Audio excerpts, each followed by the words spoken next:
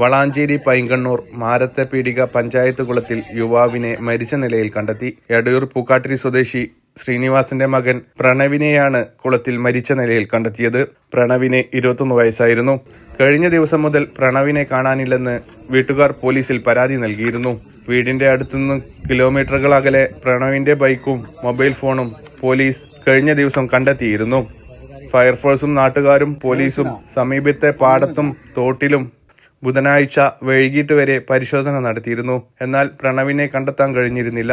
വ്യാഴാഴ്ച രാവിലെ മാരത്തെ പീടിക കുളത്തിന് സമീപം ചെരുപ്പ് കണ്ട നാട്ടുകാർ കുളത്തിൽ പരിശോധന നടത്തി മൃതദേഹം കണ്ടെത്തുകയായിരുന്നു.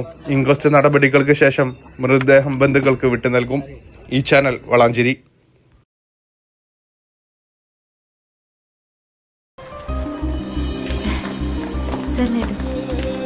Hello, full A+.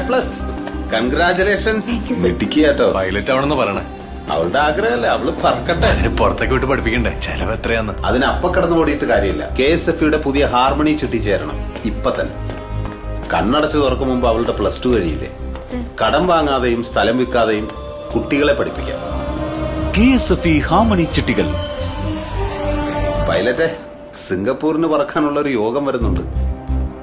KSFE harmony ചിട്ടിയിൽ ചേരുന്ന 100 ഭാഗ്യശാലികൾക്ക് സിംഗപ്പൂർ യാത്ര സൗജന്യം. KSFE ഈ നാടിന്റെ ധൈര്യം.